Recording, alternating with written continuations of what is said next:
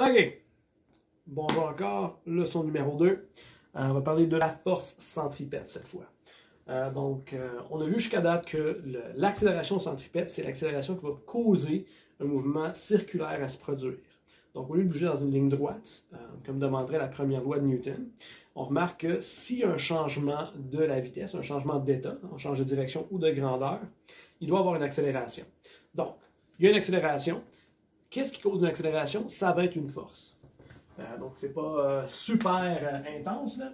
Si une masse est en train de subir une accélération centripète, donc la masse subit une accélération centripète, faut qu'il y ait une force qui est en train de causer cette accélération centripète. On va appeler ça la force centripète, qui est aussi vectorielle. Encore, on pourrait aller voir notre petite trajectoire circulaire. Donc, j'ai un objet à un certain point dans ma trajectoire. Disons qu'on va prendre le point le plus haut, mon objet. On a vu hier qu'il y a une accélération vers le centre. L'accélération centripète est toujours vers le centre de courbure. Dans ce cas ici, donc, la force centripète serait aussi vers le centre. Force centripète, vecteur, j'ai une grandeur et une direction, ça sera encore vers le centre de courbure. Donc, accélération centripète, ça va être l'effet ou la conséquence. Et le phénomène qui va causer cet effet, c'est la force elle-même. On appelle ça la force centripète. Faites attention, la force centripète n'est pas une force elle-même comme la force gravitationnelle, comme une force de friction. Okay? C'est une force on lui donne le nom de force centripète lorsqu'elle produit un mouvement circulaire. En d'autres mots, tu peux avoir plein de forces qui vont agir comme la force centripète. Hier, j'avais ma petite laisse que j'étais en train de tourner en rond. Ben, la tension dans la corde agissait comme la force centripète. La Terre qui est en train de tracer des ronds alentour du Soleil, ça va être la force gravitationnelle qui est en train d'agir comme la force centripète. Dans ta voiture, si tu fais un tour à la droite ou à la gauche, tu fais un tour, tu es en train de faire un demi-cercle, un quart de cercle, peu importe, tu es en train de faire une trajectoire courbée. La force qui agit comme force centripète dans ce cas-là, c'est la friction entre tes pneus et la rue. Pensez-y, si tu essaies de tourner très vite dans une rue qui est glacée, tu n'as pas de friction, ben, tu vas juste déraper, tu ne pourras pas tourner, même si tu essaies. Tu vas juste continuer en ligne droite. Donc, force centripète, c'est le nom qu'on donne à n'importe quelle force qui va engendrer une accélération gravitationnelle. Enfin, une accélération centripète. Pardon. OK. La force centripète, comme l'accélération, se dirige toujours vers le centre de courbure, donc toujours vers le centre de la trajectoire circulaire. Et vraiment, d'ici, de cette belle équation qu'on a vue, la force centripète, on pourrait nous trouver une nouvelle équation, ça va être une masse fois l'accélération centripète. Hier, on avait vu V au carré sur R. Donc, je pourrais trouver, malheureusement ici, on perd l'information de la direction. Hier, je ne l'avais pas mis. En réalité, l'accélération centripète, là, V sur R au carré, V au carré sur R. Ici, on parle strictement de la grandeur de notre accélération centripète. On doit connaître, comme physicien et physicienne, que l'accélération centripète est vers le centre. Quand on a notre vecteur vitesse au carré, on perd l'information de la direction. On doit reconnaître que c'est toujours vers le centre. Donc, si j'aurais dû mettre mes barres absolues avec l'accélération centripète, juste comme ici, soit que je mets le petit vecteur ou que je mets mes barres de valeur absolue. Donc, je peux trouver c'est quoi la grandeur de la force centripète en multipliant la masse de mon objet, la masse qui est en train de tourner, avec sa vitesse, la grandeur de la vitesse scalaire au carré, divisé par le rayon. Donc, ça serait le rayon de courbure. Donc, vraiment, c'est ça, la force centripète. On peut l'utiliser pour faire plein de différentes petites choses. Donc, allons voir nos premiers petits exemples. OK, donc, exemple 1. On a une voiture d'une masse de 1,1 fois 10 à la 3 kg qui négocie une courbe plate à une vitesse constante de 22 mètres par seconde. La courbe a un rayon de 25 mètres. On va tracer un diagramme de force pour voir c'est quoi les forces qui agissent dessus. On va déterminer la grandeur de la force nommée dans la question précédente qui doit être exercée pour empêcher la voiture de déraper. On va parler de c'est quelle force qui est en train de faire ça. Et déterminer le coefficient de friction statique minimum nécessaire pour maintenir la voiture sur la route. Donc, comme j'ai dit tout à l'heure, la force centripète peut agir de différentes façons. Donc, je sais qu'on ne le voit pas nécessairement dans ce cas, le dessin qu'on dessiné. Disons que tu es en arrière d'une voiture, voilà ma voiture, elle est en train d'avancer et elle va négocier une courbe. Donc, elle va commencer à tourner. Donc, si on serait du haut, là, si je ferais un zoom du haut, ma voiture, là, je suis par-dessus la voiture, elle va tourner de même. Elle va tourner vers la gauche. Donc, ici, on regarde vers l'arrière, elle va tourner vers la gauche en direction là. Donc, ça va être un mouvement circulaire. Ce n'est pas important qu'elle va faire un cercle complet, un demi-cercle, un quart de cercle, autant qu'à cet instant, elle est en train de tourner. Elle négocie une courbe. Okay? Donc, tu n'as pas besoin de faire un cercle complet pour avoir une accélération centripète ou subir une force centripète. Tu as juste besoin d'être en train de faire un tour, tourner à cet instant-là.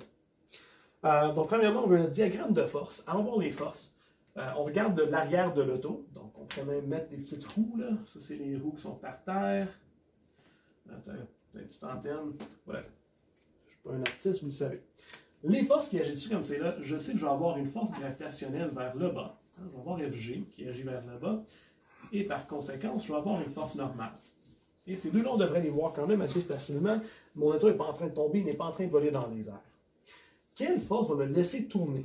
Comme j'ai dit tout à l'heure, la force, quand tu es en train de tourner dans une voiture, la force qui va t'aider à tourner à la gauche ou à la droite, ça va être ta force de friction. La force de friction entre tes pneus et la roue. Si tu n'as aucune friction entre les pneus et la rue, tu ne pourras pas avancer. Tu pèses l'accélérateur, tu es en train de faire du dérapage, tu skids, tu n'avances pas. Similairement, si tu essaies de tourner trop vite pendant qu'il y a de la glace sur la rue, ben, tu vas continuer en ligne droite, même si tes pneus sont en train d'essayer de tourner. Tu as besoin de la friction. Donc, il faut qu'il y ait une force de friction. La force de friction, pour qu'elle me fasse tourner, il faut qu'elle soit vers le centre de courbure. On a une force de friction ici. Elle pousserait vers l'intérieur. Comme ça, ma voiture, elle va subir une force vers disons, la gauche ici. Pardon, c'est dur à voir. Là. Elle va être en train d'avancer et subir une force vers là-bas. Tranquillement, elle va tourner. Donc, c'est ça qu'on va aller voir. Voilà notre première force de friction. Au chien! Good girl. OK. Donc, deuxième question, c'est déterminer la grandeur de la force nommée. Donc, une force nommée, donc ils disent, on va trouver une force, c'est quoi qui est en train de produire notre accélération centripète, mais ici, ça va être notre force de friction. C'est quoi sa grandeur? Donc, en Y, remarquez, il n'y a rien qui nous intéresse, il n'y a pas d'accélération vers le haut ou vers le bas, c'est vraiment en X qu'il va y avoir quelque chose qui m'intéresse. Donc, le plan est en X, je suis en train de tourner. La force nette en X est égale à la somme de toutes les forces qui s'appliquent en X. Donc, on peut mettre en X s'il faut, là, c'est pas nécessaire, puisqu'on parle de juste une dimension. La force nette, c'est égal à ma masse, ma voiture, qui va subir une certaine accélération. Et la force, la seule force que j'ai en X ici, c'est la force de friction. Jusqu'à là, c'est beau. La masse, je la connais. L'accélération, je ne la connais pas, mais peut-être qu'il y aurait une façon d'aller la trouver. La force de friction, c'est ça qu'on cherche. On veut trouver c'est quoi la grandeur de cette force qui est en train de faire causer une accélération centripète. Donc, masse, l'accélération ici, c'est de l'accélération centripète. Donc, on pourrait remplacer ça avec V carré divisé par R. Malheureusement, je perds l'information de ma direction ici. D'après mon dessin, je sais que mon accélération devrait être à l'intérieur, donc tout ceci là, devrait être négatif. Donc, oui, je le perds caché là-dedans, mais je le sais comme physicien que ma force nette, ou mon accélération au moins, devrait être vers l'intérieur ou vers la gauche dans ma représentation. C'est pour ça que j'ai besoin de mon négatif ici. Force de friction, elle, encore, elle est négative. Ça va être... Vraiment, en réalité, on fait R, donc j'ai juste besoin de ma force de friction tout de même. Ça va me donner c'est quoi ma force de friction. Négatif masse, 1,1 fois 10 à la 3 kg. La vitesse est de 22 mètres par seconde. Ça va être au carré. Sur 85 mètres. Ça va me donner ma force de friction. On fait nos calculs. La force de friction qu'on calcule à 6263,5294 newtons. Et tout ça négatif. On n'oublie pas le négatif. Donc pour A, on est rendu à B. Pour B, je peux dire que la force de friction, la force qui agit comme force centripète, force de friction, force centripète dans ce cas-là, c'est bien, va être de J'ai deux chiffres significatifs dans tous mes données. Donc, je vais avoir 6200 newtons vers le centre de courbure. Centre de courbure. À moins qu'ils ont donné d'autres systèmes de direction, vers l'intérieur, vitesse, la courbe, diagramme. C'est beau. Donc, si j'ai cette force, c'est beau, je suis en train de tourner. Prochainement, ça me demande de déterminer le coefficient de frottement statique minimum nécessaire pour maintenir la voiture sur la route. Donc ici, je sais que pour faire ce tour, pour être capable de virer de cette façon-là, décrit par le problème, je dois avoir une force de 6263 newtons. Whatever. Donc j'ai besoin d'un coefficient de friction statique. N'oubliez pas avec les roues, quand les roues tournent, autant qu'elles ne dérapent pas, autant qu'il n'y a pas de glissement entre la roue et le sol, on parle d'un coefficient de friction statique. Donc, dans ce cas ici, je vais avoir besoin d'un coefficient de friction statique qui me laisse au moins atteindre cette force de friction. Donc, je veux que la force de friction statique maximale, donc force de friction statique maximale, soit égale à cette valeur-là. La force de friction statique maximale, on la trouve avec mu F M. Hein? Mu fois la force normale. Force de friction statique maximale, je veux que ça soit ça. Donc, je veux que je sois capable d'avoir au moins 6263,529 whatever newton.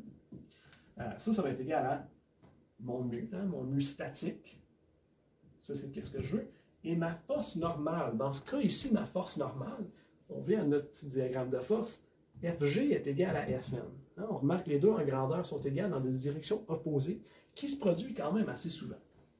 Donc, si j'aurais simplement mg, je vais réécrire 6263,529 newtons, qui est égal à mu statique, la masse 1,1 fois 10 à la 3 kg, et l'accélération gravitationnelle 9,81 mètres par seconde carré.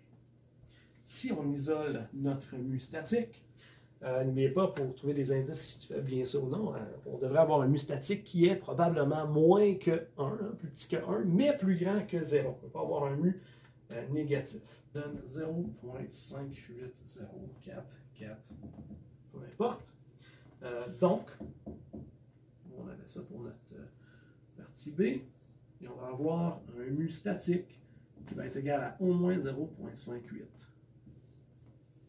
Là, ça serait notre deuxième valeur. Hein. Pour C, ça serait ça qu'on trouverait.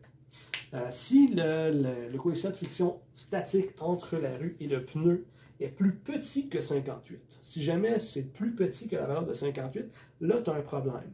Là, ça veut dire que tu essaies de tourner trop vite. Hein. Tu fais un sharp turn qui est un peu trop intense et tu vas commencer à déraper, tu vas juste glisser vers l'avant. Tu perds toute la traction, toute la friction statique qui te laisse avoir contrôle de ta voiture et tu avances en ligne droite, qui serait plate. Donc, je reviens dans une seconde et on fait le prochain exemple. OK. Exemple 2. On a un problème qui est similaire, sauf que cette fois, on n'a aucune friction. Donc, imaginez, là, on est dans un monde où il n'y a aucune friction, tu essaies de faire un tour, ça ne serait pas évident. Premièrement, tu aurais de la misère à commencer à avancer hein, sans friction. Dans ce cas ici, c'est juste pour montrer que ce n'est pas juste la force de friction qui peut agir comme la force centripète. Et en réalité, quand tu es sur l'autoroute, hein, le highway, tu t'en vas quand même assez loin, là, la 400, peu importe, quand tu fais un tour, c'est pas si remarquable que ça, mais si tu arrêterais pour aller voir, là, la route n'est pas au niveau. C'est pas plat, mais c'est à un angle. C'est à un angle pour offrir un peu plus de friction et pour que tu aies une haute force qui va agir comme la force centripète. Ça va t'aider à faire ton tour de façon plus sécuritaire. Si ça serait parfaitement plat, tu aurais seulement la force de friction qui t'aide à faire ton tour. On a vu dans le dernier problème, ça veut dire que tu as un certain coefficient de friction minimum que tu as besoin. Si tu ne l'as pas, tu dérapes, tu t'en vas dans la forêt quelque part ou même sur une ferme, je ne sais pas où ce que tu conduis, là, mais ça serait dangereux.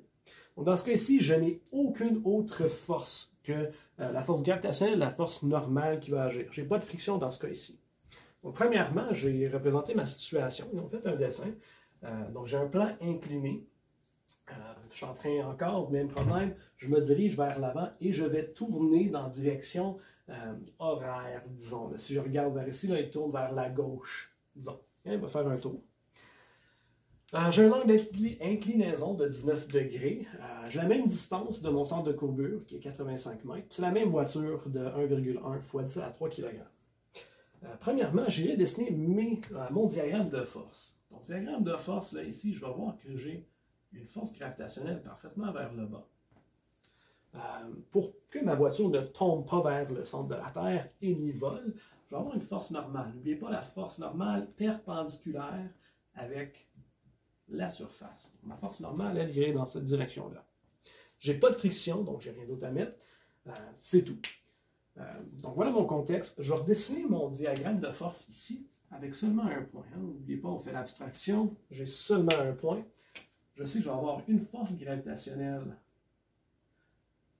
FG vers le bas et je vais avoir une force normale à un angle Fn ici.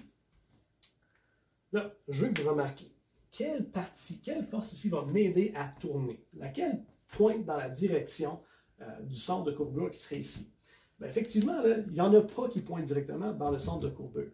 Mais, ce qu'on peut remarquer, si je regarde les composantes de ma force normale, j'en ai une qui est en train de combattre la force gravitationnelle, on va l'appeler ça Fn en Y.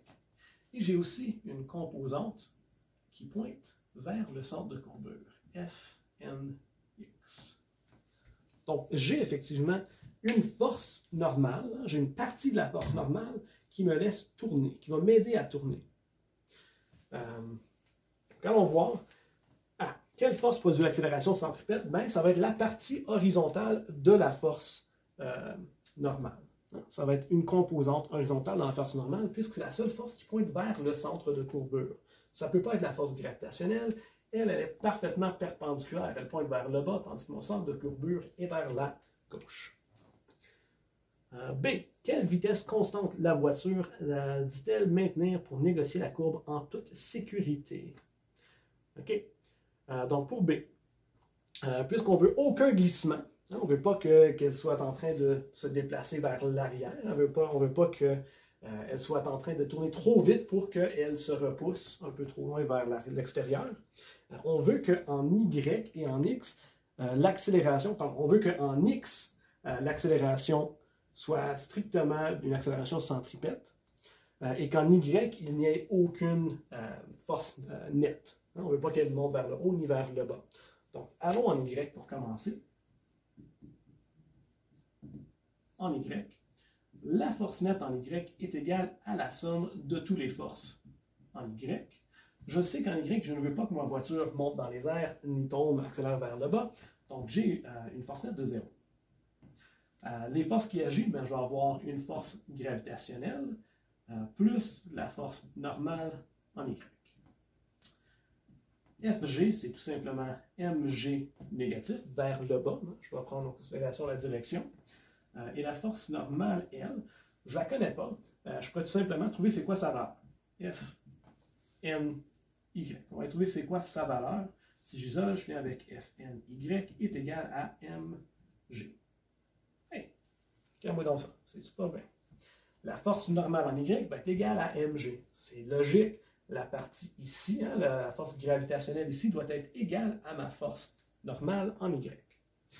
Donc c'est bon, j'ai de l'information que je peux utiliser en X. C'est quoi la valeur maximale de la vitesse que je pourrais aller avec une inclinaison de 19 degrés sur ma route? En X maintenant, on fait encore la même chose. J'ai la force nette en X qui est égale à la somme de toutes les forces en X. Maintenant, en X, la force nette que moi je veux subir, c'est une force centripète. Je veux que ma masse subisse une accélération centripète. Ce qui va me donner cette force, cette accélération centripète, va être la composante de la force normale en X. Force normale en X. On peut maintenant rajouter les informations qu'on connaît. L'accélération, on peut remplacer ça avec la vitesse au carré sur le rayon. Qui est bien. Moi, je veux savoir c'est quoi la vitesse que je veux. J'ai besoin de la vitesse dans mon équation. Le rayon, on le connaît. La masse, je le connais. La force normale en X maintenant.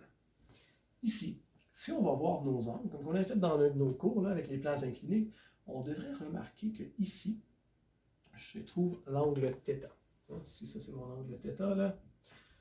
On peut le faire les dessins, aller voir, j'ai θ, j'ai sin là. Si je dessine un autre triangle semblable,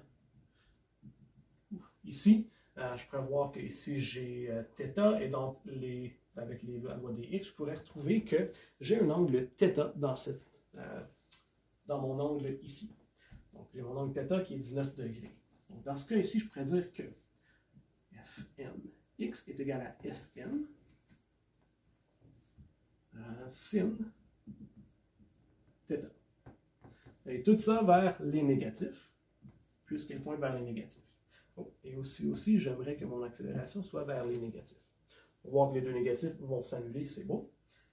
Donc on pourrait retrouver... comme ça j'aurai plus de place. Les deux étaient négatifs, j'ai enlevé les négatifs puisqu'ils s'annulent. Ici, j'ai besoin de la grandeur de Fn. Je n'ai pas la grandeur de Fn ici. J'ai seulement Fny. Fny, ici, êtes-vous d'accord que Fny est égal à Fn cos θ? Si je prends juste la partie qui est adjacente, mg, et donc la grandeur de Fn est effectivement mg sur cos θ. Donc maintenant, j'ai la valeur de Fn, je peux aller la plugger dans mon équation. Je viens avec mv au carré sur r qui est égal à, je remplace la force normale avec mg sur cos θ sin θ. Là, on peut nettoyer notre équation. On remarque des petites choses qui arrivent. La masse n'est plus importante. Donc, c'est bien. Peu importe la voiture qui va être sur ma route, la masse n'est pas importante. Que ce soit un petit Honda Fit, un CR-V, un gros Hummer, peu importe la voiture qui va être là, la masse n'est pas importante. Sin sur cos, comme on le sait, devrait devenir tan θ. Donc, je viens avec v au carré sur r qui est égal à g tan θ.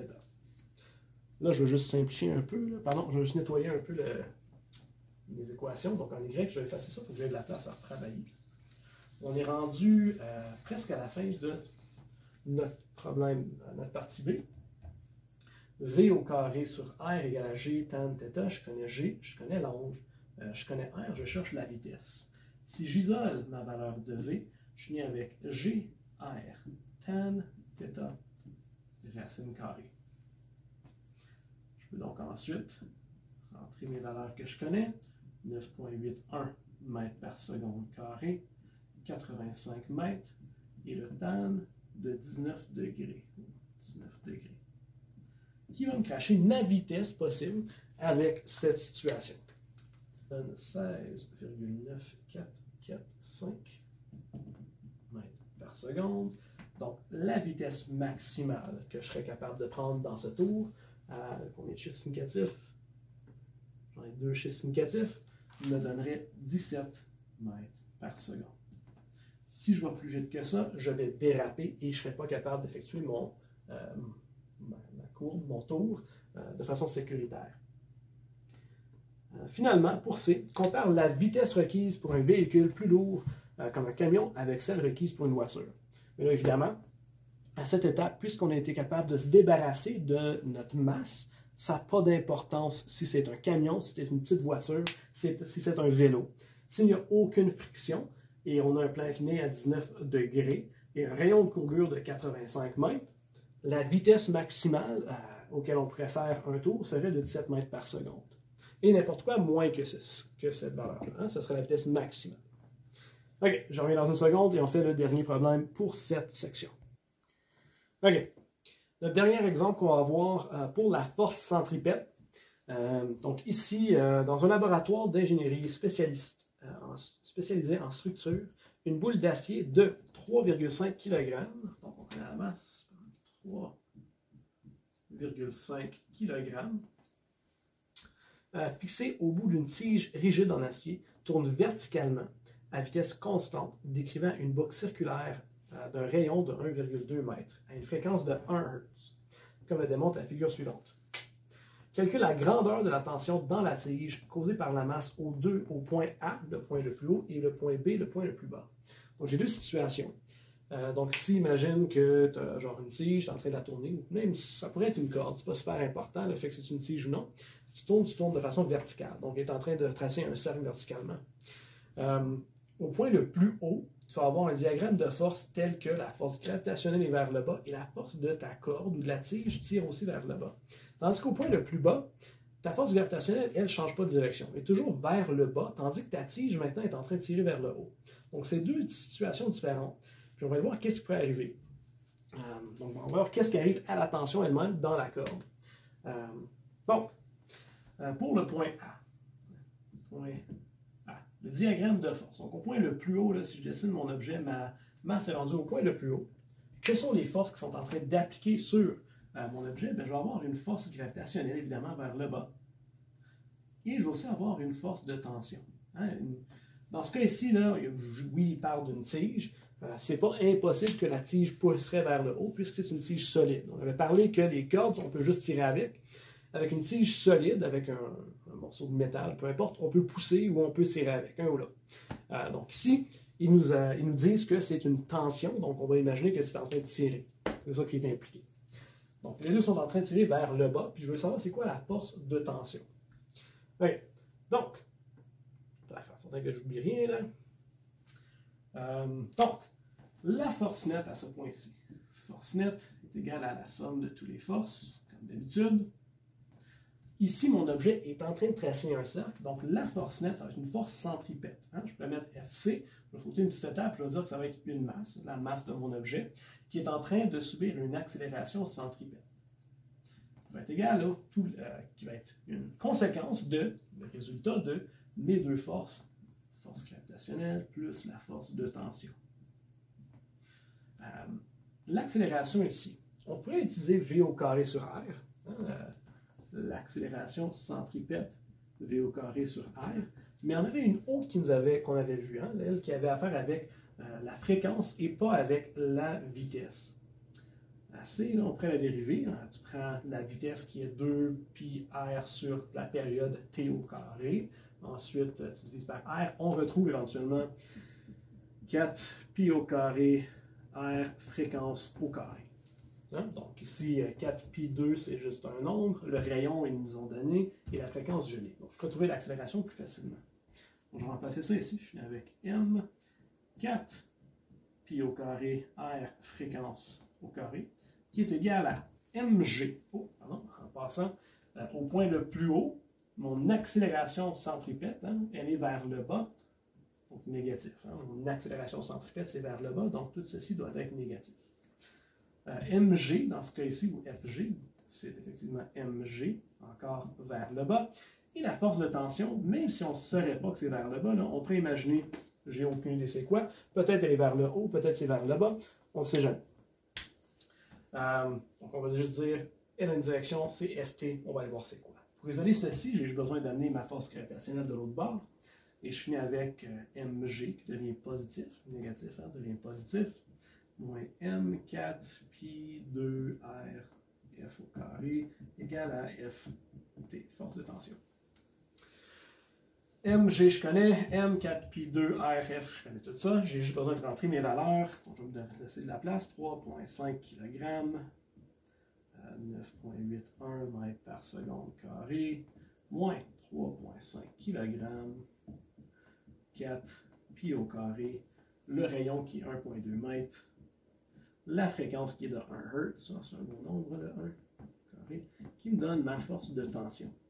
Donc là, si ça me sort un nombre négatif, ça veut dire que ma force de tension est vers le bas. Si c'est une valeur positive, ça va être vers le haut. Donc, on pitonne ça dans notre calculatrice. Prenez votre temps, faites attention. On retrouve une valeur de négatif 131,1.4 743 newtons, qui est ma force de tension. Donc, au point A, ma force de tension, on pourrait dire donc, force de tension en A est égale à deux chiffres significatifs, je crois, allons vérifier, deux chiffres significatifs, donc 130 newtons, direction, on pourrait dire vers le bas, dans ce cas-là, puisqu'on parlait de haut et de bas. Donc, force de tension A. OK. Maintenant, au point B, encore la même situation, sauf que cette fois, je vais voir au point le plus bas. Au point le plus bas, qu'est-ce qui arrive? Donc, au point le plus bas, je vais mettre mon diagramme de force, je vais avoir une force gravitationnelle. Et là, ma force de tension, ça se peut qu'elle soit vers le haut ou vers le bas. Disons qu'on ne le sait pas. On pourrait imaginer que c'est vers le haut, on pourrait imaginer que c'est vers le bas. Même dans l'autre situation, là, disons qu'on ne sait pas c'est dans quelle direction. Il y a une force de tension Ft, puis on ne sait pas c'est où. Vers le haut et vers le bas, je ne sais pas. Encore, on aurait tout simplement à suivre nos maths et voir qu'est-ce qui arrive. Hein. La force nette va être égale à la somme de toutes les forces. On est en train de subir une accélération centripète. Donc, on pourrait sauter encore à retrouver M4 pi 2 R F au carré. Toujours la même situation. On est encore en train de subir la même force centripète, sauf que cette fois, au point le plus bas, l'accélération centripète est vers le centre, vers le haut. Donc ici, je ne vais pas mettre de négatif ici, je vais garder ça positif. Et encore ici, je vais avoir une force gravitationnelle plus ma force de tension. FG toujours vers le bas, FT, on assume qu'on n'a aucune idée c'est où, c'est dans quelle direction. OK. Donc on retourne, j'ai M4 pi 2 R F au carré qui est égal à MG vers le bas. Ça, c'est réellement vers le bas. Plus Ft que je ne connais pas, ma force de tension. Maintenant, quand j'amène mon terme de force gravitation là, sur le côté gauche, on remarque qu'ici, je n'ai pas un négatif. Donc, les deux vont s'additionner, qui est pourquoi que ma force de tension va être un nombre, on va voir, positif. Donc, ma force de tension va être effectivement vers le haut. Donc, on retrouve que j'ai M4 pi 2RF au carré plus MG qui me donne ma force de tension dans ce cas-là. On se donne bien de la place, 3,5 kg fois 4 pi 2, 1,2 mètres, fréquence 1 Hz au carré plus 3,5 kg, ça est 9,81 mètres par seconde carré pour ma force de tension. Là, on calcule et on obtient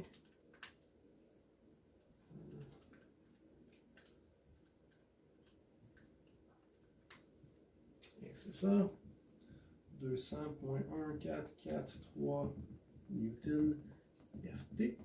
Donc, la force de tension pour B va être égale de 200 newton vers le haut.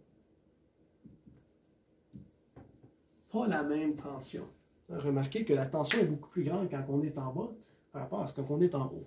Donc, quand je suis en train de faire des tours là, avec une corde, avec une tige, peu importe, au point le plus haut, puisque la force gravitationnelle pointe vers le bas, pointe vers le centre de courbure, le centre de ma trajectoire, elle m'aide à avoir une force gravitationnelle, une force centripète.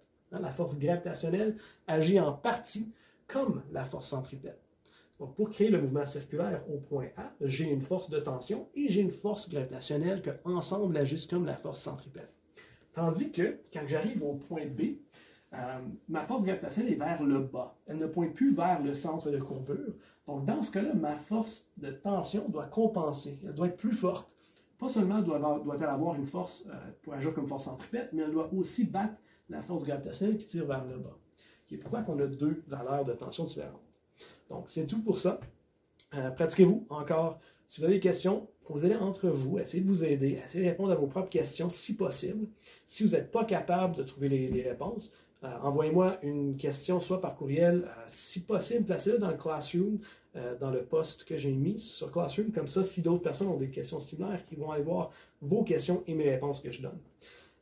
Donc, bonne journée et à la prochaine!